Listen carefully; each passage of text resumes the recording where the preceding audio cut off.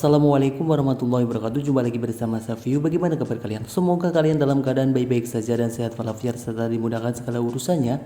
Amin. Kali ini saya akan mengganti layar LCD Vivo V23e atau V20 atau V21. Ketiga seri ini menggunakan layar LCD yang sama dan cara pemasangannya pun sama. Kita akan langsung saja mengeksekusinya. Kita lepas dulu untuk tutup belakang. Kita di sini menggunakan blower uap, bisa juga menggunakan hair dryer atau menggunakan separator LCD atau menggunakan alat panas yang lain. Yang pasti alat panas ini digunakan untuk mempermudah pengangkatan tutup belakangnya. Seandainya tidak ada alat pemanas, kita bisa menggunakan cairan pelepas atau pelemah lem, yaitu berupa glue remover atau glue breaker, atau menggunakan thinner yang diteteskan dikit-dikit di belakang tutup belakangnya ya. Setelah kita rasa cukup tadi, kita panasi, kita cari celahnya dulu menggunakan silet. Kemudian kita akan menyisir dengan menggunakan mika yang tipis seperti ini. Bisa diambil dari bekas tempered glass atau mika bawaan LCD atau mika apapun, yang pasti mikanya berbentuk pipih yang bisa digunakan untuk menyisir seperti ini. Kita sisir pelan-pelan saja sampai terlepas dengan sempurna tutup belakangnya ini. Seandainya ada sisi yang kurang atau masih kuat atau keras untuk dilepasnya atau disisitnya, kita bisa memanasi terlebih dahulu atau menambah cairan yang saya sebutkan tadi, yaitu glue remover atau glue breaker atau menggunakan thinner. Kita tes dikit-dikit, karena di sini saya menggunakan blower uap ya, saya panasi terlebih dahulu untuk area yang cukup susah sampai terlepas ya.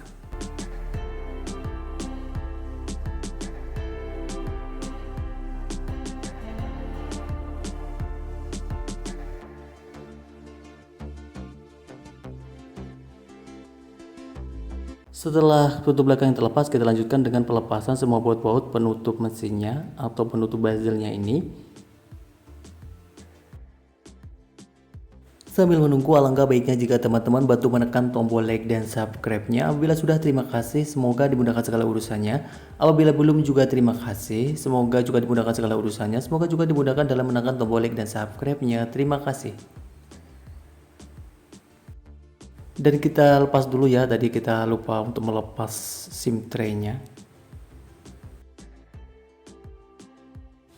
Dan kita lanjutkan untuk melepaskan bezelnya ya. Kita cari celahnya terlebih dahulu, bisa menggunakan silet terlebih dahulu untuk mencari celahnya ya.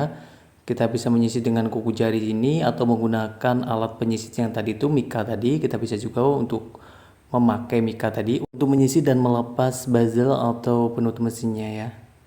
Dan kita lepas ini untuk penutup mesinnya, kemudian kita akan melepas baterainya. Ini adalah soket baterainya, kita lepas terlebih dahulu. Dan kita lepas juga untuk penutup bawahnya, bagian bawah ini ya. Kemudian kita akan merapikan ini untuk bisa melepas soket LCD-nya. Dan kita akan mencoba layar LCD yang baru. Di sini saya menggunakan layar LCD Incel. HP ini menggunakan layar LCD AMOLED. Tapi di sini saya akan menggantinya dengan layar LCD Incel. Biasanya di pasaran itu ada dua pilihan saja, ada LCD OLED dan LCD Incel. Tapi di sini saya menggunakan LCD yang Incel saja, LCD yang biasa ya, Incel namanya. Ini menggunakan merek SingStar, dan kita akan mencoba menyalakan handphonenya dan menunggu sampai handphone itu masuk ke menu utamanya guna mencoba fungsional LCD dan touchscreen-nya.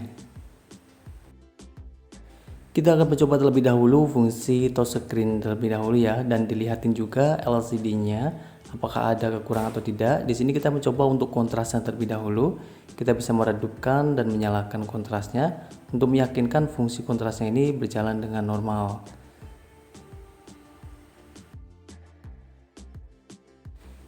Kita coba juga untuk menggeser-geserkan salah satu icon. Seperti ini, kita bisa menggeser-geserkannya sampai melewati semua area LCD-nya. Kita coba masuk ke menu pengetikan, kemudian kita ketikkan huruf dan angkanya satu persatu sampai kita rasa semua pengetikannya berjalan dengan normal, enak dan nyaman saja ketika diketikkan.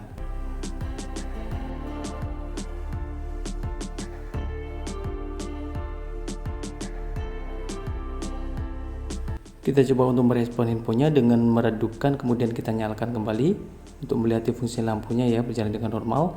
Kemudian kita matikan handphonenya. kita lepas untuk soket baterainya, kemudian kita lepas untuk soket LCD-nya. Dan kita lanjutkan untuk pelepasan untuk papan bawah ini, atau kita longgarkan saja papan bawahnya.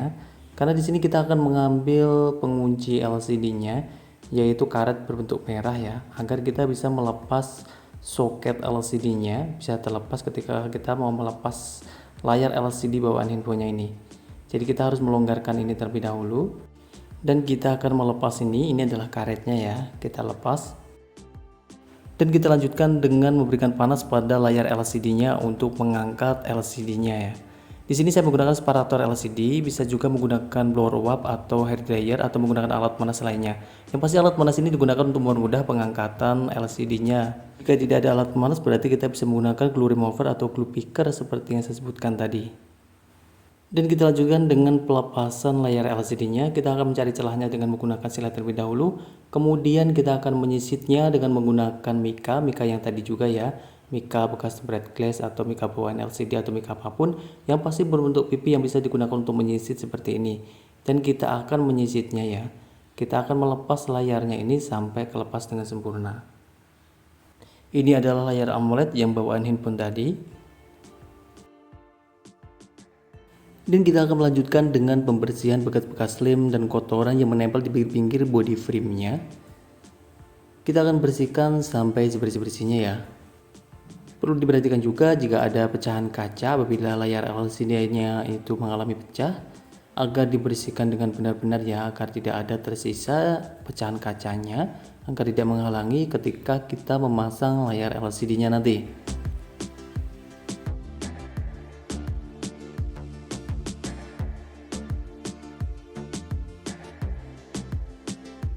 Dan kita akan mencoba meletakkan frame ini di tempat yang datar untuk mengukur apakah frame ini mengalami bengkong atau tidak. Apabila tidak mengalami bengkong, kita lanjutkan ke proses selanjutnya. Apabila dia mengalami bengkong, kita akan meluruskan sebisanya mungkin. Kita lepas mesinnya, kemudian kita luruskan. Dan ini kita lanjutkan dengan percobaan LCD-nya dengan memasang terlebih dahulu untuk ngeplak-keplakan seperti ini. Kita akan mengukur apakah LCD-nya ini bisa terpasang dengan sempurna di body frame-nya, ataukah ada yang menghalangi atau sesuatu yang kurang pas. Dan kita lanjutkan dengan bersihkan segel-segel yang ada di LCD-nya. Kita bersihkan ya.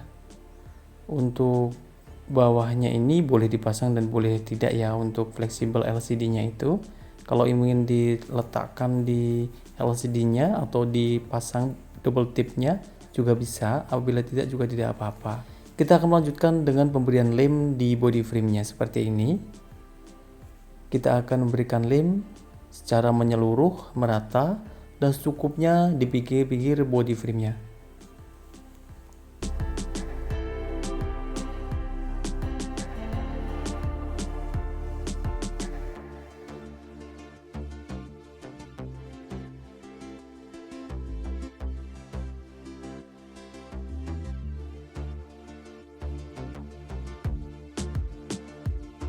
Dan kita lanjutkan dengan pemasangan layar LCD-nya. Kita masukkan secara sempurna untuk fleksibel LCD-nya ya.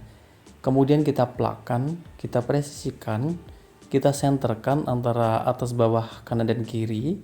Jangan sampai condong ke atas atau condong ke kiri atau condong ke kanan. Kita yakinkan berada di titik center ya. Karena ini menggunakan layar LCD in-cell yang bukan AMOLED lagi, jadi LCD-nya ini agak sedikit tebal ya. Mungkin tidak bisa presisi 100% karena LCD-nya memang agak sedikit tebal.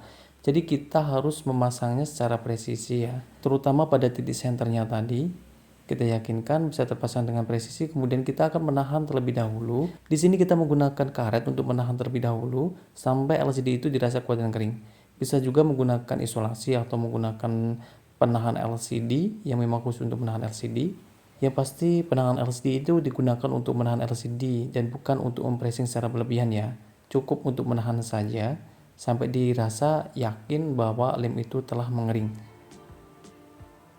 Kita yakinkan ya bahwa terpasang dengan baik. Dan kemudian kita biarkan kurang lebih sekitar 30 menit sampai 1 jam sampai dirasa lem itu kuat dan kering.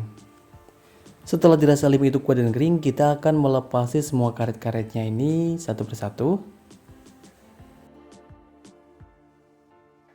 Dan kita akan merapikan terlebih dahulu untuk bagian papan bawahnya ini. Kita pasang kembali ya. Kita rapikan, kita paskan, kita plakkan kembali. Kita pasang yang terlepas ya, apabila terlepas tadi. Baik fleksibel atau soket-soket ini seperti soket sensor atau fleksibel atau panel anten, kita pasang semuanya. Dan ini adalah soket LCD-nya, kita pasang di soketnya di papan bawahnya, dan kita pasang juga untuk soket baterainya. Kemudian kita akan menyalakan HP-nya untuk meyakinkan ya HP itu masih hidup seperti yang kita harapkan. Dan kita akan melanjutkan dengan pembersihan bekas-bekas lem yang menempel di pinggir-pinggir body frame-nya ini atau di pinggir-pinggir LCD-nya. Kita akan membersihkan sampai sebersih-bersihnya ala kadarnya.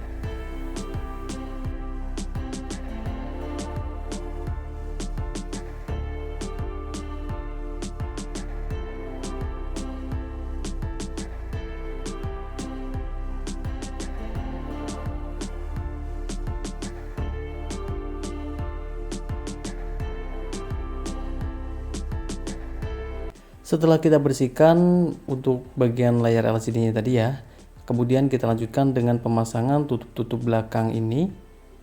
Kita pasang ya semua tutup belakangnya atau penutup mesinnya, baik di atas atau bawahnya. Kemudian kita pasang juga untuk bezelnya atau penutup mesinnya ini.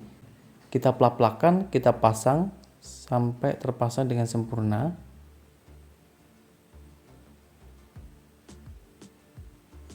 Kemudian kita akan mengembalikan semua baut-baut penutup mesinnya satu-satu.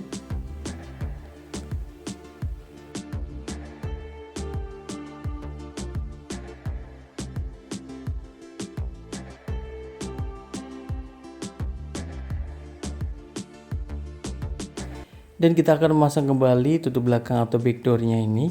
Kita akan membersihkan terlebih dahulu backdoor-nya, kemudian kita bisa memberikan lem. Lem ini lem LCD juga, tapi ini saya memakai yang berwarna putih. Bisa juga yang menggunakan warna hitam tadi yang digunakan untuk mengelem LCD-nya. Kalau pingin baik ya berwarna putih seperti ini aja atau berwarna bening ya, supaya tidak terlalu permanen juga menempelnya. Jadi ketika ingin melepas kembali itu lebih mudah ini pelepasannya, tapi juga lebih nempel juga ketika tidak ingin dilepas. Setelah kita berikan lem, kita biarkan sejenak, mungkin sekitar 1-2 menit aja, ya beberapa menit lah, sampai dirasa itu agak kering sedikit lemnya, supaya ketika kita tempelkan itu langsung saja menempel, tidak lemah ya, atau menunggu keringnya terlalu lama. Dia langsung bisa kering saja, tanpa harus kita menahan kembali untuk tutup belakangnya. Setelah dirasa cukup, kita akan memasangnya. Kita pasang tutup belakangnya secara presisi ya. Kita plak-plakan, kita presisikan, kita senterkan juga ya, supaya terpasang dengan sempurna di body frame-nya.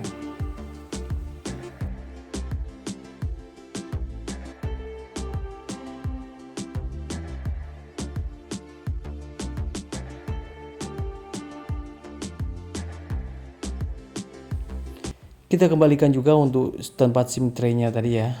Dan kita akan memasang langsung saja untuk tempered glass atau anti gores-nya. Kita akan membersihkan dulu dengan bawaan anti gores-nya, pembersihnya ini, yaitu yang nomor 1 dulu, yang basah dulu.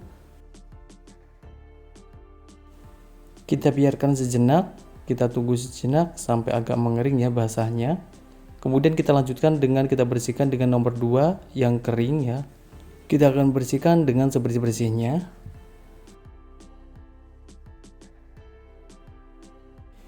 Dan kita lanjutkan dengan pemasangan tempered glass atau anti goresnya. Kita yakinkan tempered glassnya ini terpasang di titik senternya antara kanan kiri, atas dan bawah. Kemudian kita pasang, kita yakinkan dia terpasang dengan sempurna ya.